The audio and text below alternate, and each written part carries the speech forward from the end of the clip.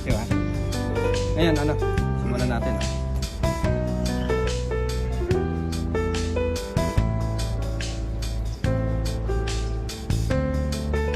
Incense para sa ritual ng pagpapagawa ng bahay. Tapos,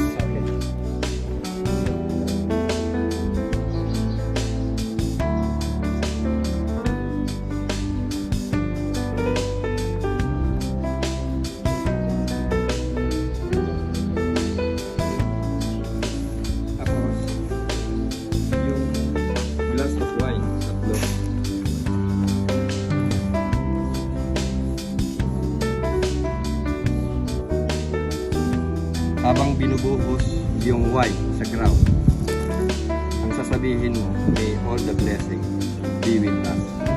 So be it. may all the blessing be with us, so be it.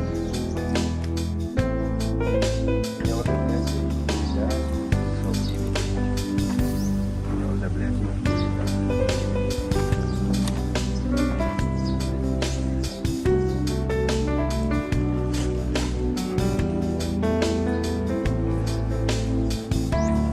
Konti-konti. May all the blessings, ha?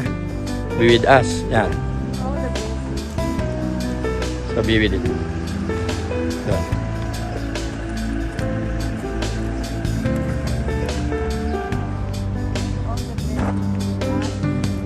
So be with it.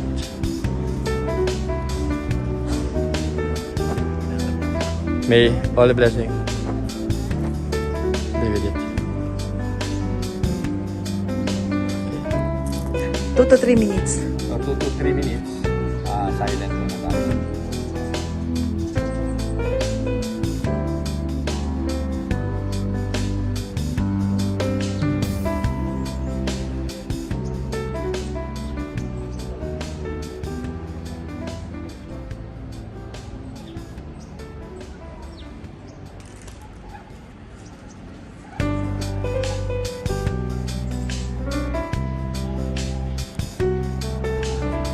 Then yung iba, yung pala, ang gagawin is pupupukin natin yung lupa.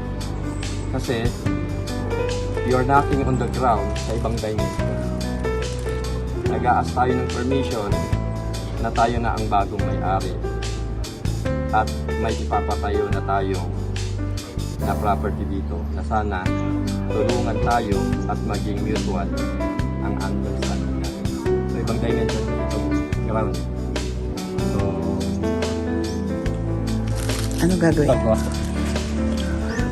tama. Kami na lang din. So ipapok na natin sa ground, ha? Nag-ask tayo ng permission. Okay, dito na. Ask lang ng permission na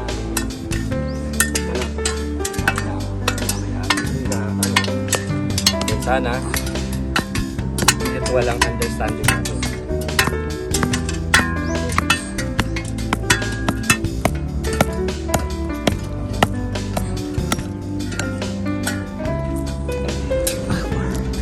Ang wish natin ay dadasal na natin na maging safe ang construction, maging matibay ang building, maging mabilis ang construction at walang disgrasya na mangyayari. At lahat ng taong titira dito ay magiging healthy, maraming blessings ang darating. So magdasal na tayo sa ating dasalin. Amen. So dear Jesus, thank you for this new house that you are building. Please bless it and make it a home filled with your love and grace.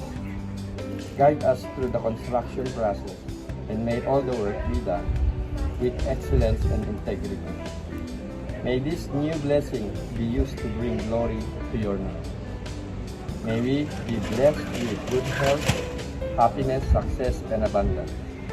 May this home be built, be a sacred dwelling for us and our children.